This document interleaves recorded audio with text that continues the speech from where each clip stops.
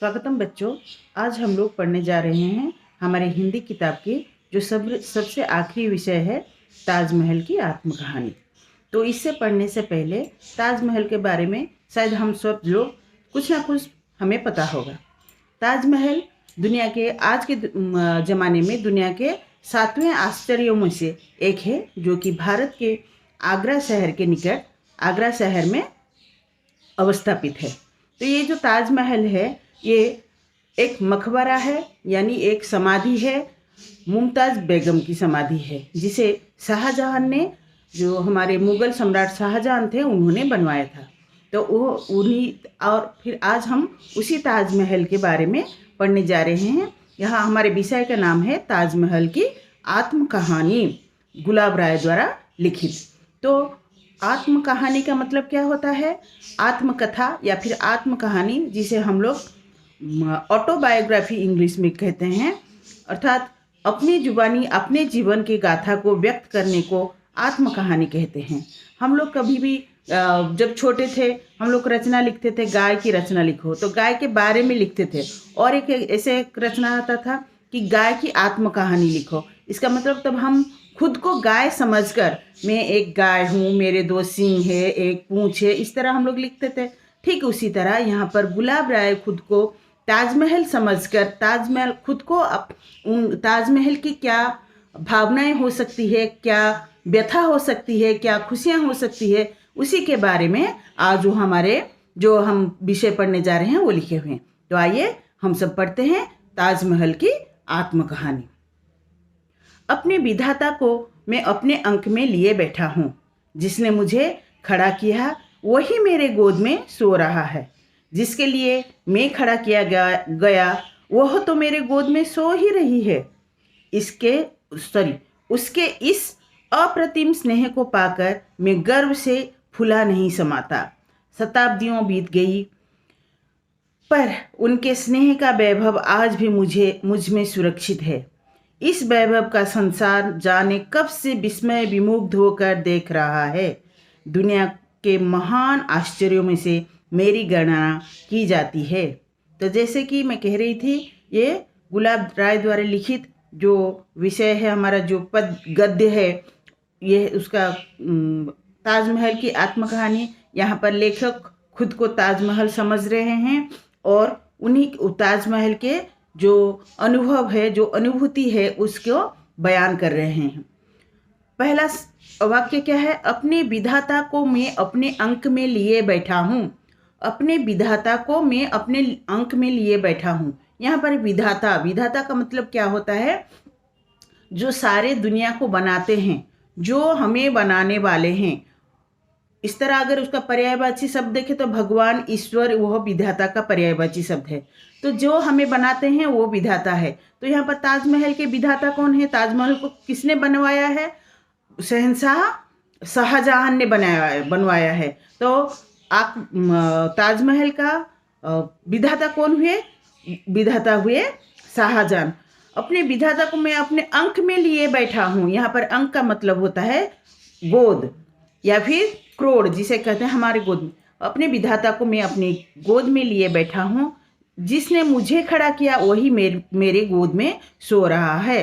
दूसरा वाक्य क्या है? जिसने मुझे खड़ा किया, अर्थात शाहजहां ने ताजमहल को बनवाया, लेकिन आज ताजमहल है, शाहजहां नहीं है। तो शाहजहां कहाँ पर है? उन्हीं के गोद में सो रहे हैं। किसके गोद में? ताजमहल के गोद में शाहजहां सो रहे हैं। जिसके लिए खड़ा किया गया वह भी मेरे गोद में सो रही है। और फिर ताजमहल किसके लिए बनवाया गया था? ताजमहल जो शाहजहां के बेगम थी, मुमताज़ बेगम, उनके याद में बनवाई गई थी। तो मुमताज़ बेगम की समाधि भी उसी ताजमहल के अंदर है और शाहजहां की समाधि भी उसी ताजमहल के अंदर है। तो जिसने उसे बनवाया और जिसके लिए वो बनाया गया, वो दोनों ही उसके गोद में समा गए हैं या फिर उसके गोद में सो रहे हैं। उसके इस अप्रतिम स्नेह को पाकर मैं गर्व से फूला नहीं समाता। किसके अप्रतिम स्नेह? शाहजहां और मुमताज़ के अप्रतिम स्नेह को किसके प्रति? ताजमहल के प्रति पाकर को गर्व से फूला नहीं समा रहा। यहाँ पर मैं का मतलब मैं किसे कहा जा रहा है? यहाँ मैं ताजमहल को कहा जा रहा है। ताजमहल क्यों गर्व से नहीं फूला जा रहा, क्यों गर्व से फूला नहीं समा था? क्योंकि उसके गोद में उसके विधाता या फिर उसके जो बनाने वाले और जो जिसके लिए बना था, दोनों ही उसके गोद में हैं, इसीलिए वो गर्व से फूला नहीं समा रहा है। शताब्दियां बीत गई पर उनके स्नेह का वैभव आज भी मुझ में सुरक्षित है। शताब्दी, शताब्दी का मतलब क्या होता है? 100 साल। 100 साल, जाने कितने साल बीत गए, लेकिन आज भी, अब भी मुमताज बेगम और शाहजहां का, शहंशाह शाहजहां का स्नेह और उसका वैभव आज भी कहाँ समाहित है या फिर कहाँ पर सुरक्षित है? ताजमहल में सुरक्षित है। इस वैभव को संसार जाने कब से विस्मय विमुग्ध हो देख रहा है। दुनिया के महान आश्चर्यों में मेरी गणना की जाती है, और वही जो उनके स्नेह का प्रतीक ताजमहल आज दुनिया का आश्चर्यों में 7 आश्चर्यों में से एक बन गया है। दुनिया उसे विस्मय विमुग्ध होकर देख रहे हैं और उसकी गणना 7 आश्चर्यों में से की जा रही है। अब देखते हैं दूसरा पारा। सम्राट शाहजहां और सम्राज्ञी मुमताज के प्रेम का समाधि हूँ। प्रेम की पवित्रता और तल्लीनता का मैं स्मारक हूँ।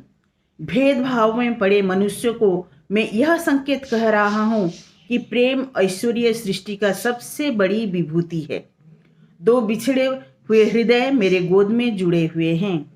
अत्याचारियों ने समय समय पर आक्रमण किया, मुझे भी लूटा गया। मेरे आभूषणों, रत्न और जवाहरातों को लोग ले गए। मेरे शरीर को उन्होंने नग्न कर दिया, पर मेरे अंदर जो वैभव छिपा पड़ा है, जो 2 हृदय जुड़े पड़े हैं, उन्हें लूटने की साहस नृशंस अत्याचारी को भी नहीं हो सका। प्रेम की लौ के सामने उनकी आंखें खुली नहीं रह सकी। मैं भौतिक ऐश्वर्य का स्मारक नहीं हूँ, मैं प्रेम का स्मारक हूँ। मेरे नियम में उस वियोगी सम्राट के 2 बूंद आंसू चूं पड़े थे। कहते हैं आकाश का हृदय भी उन आंसुओं की स्मृति में द्रवीभूत हो उठता है, और 2 बूंद आंसुओं से वह मेरे हृदय को सींचने का प्रतिवर्ष प्रयास करता है, पर मेरे हृदय तक उसके सभी आंसू पहुंच जाते हैं। कल्पना जगत के विश्वासों पर मैं विश्वास नहीं करता, उसके आंसुओं से तो मेरा कलेवर ही निखर उठता है। तो बच्चों, दूसरे पैराग्राफ कुछ इस तरह के हैं। सम्राट शाहजहां और सम्राज्ञी मुमताज के प्रेम की समाधि हूं मैं। सम्राट और सम्राज्ञी 2 लिंग परिवर्तन, पुल्लिंग में सम्राट, उसके स्त्रीलिंग होते हैं सम्राज्ञी, अर्थात सम्राट की जो पत्नी होती है उसे सम्राज्ञी कहा जाता है। यहाँ पर सम्राट शाहजहां की पत्नी कौन है? मुमताज बेगम, जिसे सम्राज्ञी कहा जा रहा है। प्रेम की पवित्रता और तल्लीनता का मैं स्मारक हूँ। स्मारक का मतलब होता है स्मृतिशाला। तो जिस स्मारक या फिर हम उसे क्या कह सकते हैं, मोन्यूमेंट कह सकते हैं अंग्रेजी में। तो वो जो मैं प्रेम की तल्लीनता का, पवित्रता का स्मारक हूँ। किसके प्रेम के तल्लीनता का, पवित्रता का स्मारक? ताजमहल है, मुमताज और शाहजहां के। भेदभाव में पड़े मनुष्यों को मैं यह संकेत कर रहा हूँ कि प्रेम ऐश्वर्य सृष्टि के सबसे बड़ी विभूति है। तो ताजमहल जो हमारे बीच में आज के दुनिया में सबके बीच में प्रेम का भाव कम गया है। एक दूसरे के साथ सब कोई छोटी छोटी बात पर वाद विवाद कर रहे हैं, लड़ाई हो रही है, बहुत सी तर्क वितर्क हो रहा है। तो यहाँ पर ताजमहल कहना चाहता है कि भेदभाव में पड़े मनुष्यों को मैं यह संकेत कर रहा हूँ, मुझसे कुछ सीखो, मुझे देखो और कुछ सीखो। मैं प्रेम की पवित्रता का और तल्लीनता का स्मारक हूँ। आप सब यह जरूर समझें कि ईश्वरीय सृष्टि में सबसे बड़ी विभूति है प्यार करना, एक दूसरे से प्यार करना, एक दूसरे के लिए मन में अच्छे भाव रखना। यह है ईश्वर द्वारा दिए गए सबसे बड़ी विभूति। जो विभूति का मतलब यहाँ पर होता है आशीर्वाद। भगवान हमको आशीर्वाद के रूप में हमारे मन में कुछ भाव दिए हैं, जैसे कि क्रोध, घृणा, स्नेह, वात्सल्य, प्रेम, ये सारे जो हमारे भगवान से मिले गए हैं कुछ भाव हमारे मन में हैं। सबसे अच्छी, सबसे अच्छी भाव जो है वो एक दूसरे के लिए मन में आदर रखना, प्रेम रखना, ये सबसे अच्छी बात है। दो बिछड़े हुए हृदय मेरे गोद में जुड़े पड़े हैं। फिर यहाँ पर ताजमहल यह कहा रहा है कि दो बिछड़े हुए हृदय उसी के गोद में जुड़े पड़े हैं। तो दो बिछड़े हुए हृदय किनके बारे में वो कह रहा है? मुमताज़ बेगम और शाहजहां के बारे में। तो वो कैसे बिछड़ गए? ऐसे जैसे मुमताज़ बेगम की देहांत हो गई। मुमताज़ बेगम जब इस दुनिया को छोड़ के चली गई तो मुमताज़ और शाहजहां बिछड़ गए। तो फिर लेकिन कुछ दिन उन्हीं के याद, मुमताज़ बेगम की याद में शाहजहां ने ताजमहल बनवाया और उसी में ही उनका समाधि करवाया और खुद का भी समाधि उसमें हुआ। तो इससे कुछ साल पहले जो दो हृदय बिछड़ गए थे, फिर वो दोनों कहाँ? उसी ताजमहल में मिल गए। तो वो यहाँ पर इसीलिए ताजमहल कहना चाह रहा है कि दो बिछड़े हुए हृदय मेरे गोद में जुड़े हुए हैं। अत्याचारियों ने समय समय पर आक्रमण किया, मुझे भी लूटा गया। मेरे आभूषण, रत्न और जवाहरातों को लोगों ने ले गए। फिर अत्याचार क्या हुआ? जब ताजमहल बनवाया गया था तब उस समय शाहजहां का जितना भी राजकोष था सब उसमें खर्च किया गया था। पूरा सफ़ेद संगमरमर से बने पत्थर से, और उसमें बहुत से हीरे, जवाहरात, रत्नों को जोड़ा गया था, जो कि जिसका उस समय का मूल्य बहुत था। लेकिन समय समय पर लुटेरों ने वो सब लूटने के लिए ताजमहल पर आक्रमण किए और उसमें से उसको लूट के भी ले गए। उसके आभूषणों को और रत्नों को, जवाहरातों को सब उसमें से लूट गए। लेकिन उन्होंने अभी यहाँ पर ताजमहल कहना चाहता है कि मेरे शरीर को उन्होंने नग्न कर दिया। शायद उन्होंने ले सके जो उसके जो बाहरी सुंदरता थी, बाहरी जो आभूषण थे, रत्न थे जो उसमें जड़े हुए थे, उसको ले सके, लेकिन उन्हें उसके अंदर की जो सुंदरता थी उसे उन्होंने नृशंस व्यक्ति भी उस पर हाथ नहीं लगा सका। किसके बारे में वो कह रहा है? मुमताज और शाहजहां, जो दोनों उसके गोद में उसके अंदर छिपे हुए हैं, उसको किसी ने कोई हानि ना पहुंचा सकी। प्रेम की लौ के सामने उनकी आंखें खुली नहीं रह सकी। लौ का मतलब क्या होता है? जो शिखा कहते हैं, उसके पर्यायवाची शब्द शिखा। जब आग जलाते हैं तो आग में से एक शिखा निकलती है, तो उसको हम बहुत देर तक खुले आंख से देख नहीं सकते। तो इसी तरह यहाँ पर क्या कह रहे हैं? ताजमहल क्या कहना चाह रहा है कि जब प्रेम की जो लौ है, प्रेम की जो शिखा है, उसके सामने आंखें किसी के खुली नहीं रह सकी। भौतिक ऐश्वर्य का मैं स्मारक नहीं हूँ। मेरे नीम पर वियोगी सम्राट के 2 बूंद आंसू चू पड़े थे। भौतिक ऐश्वर्य का मैं स्मारक नहीं हूँ।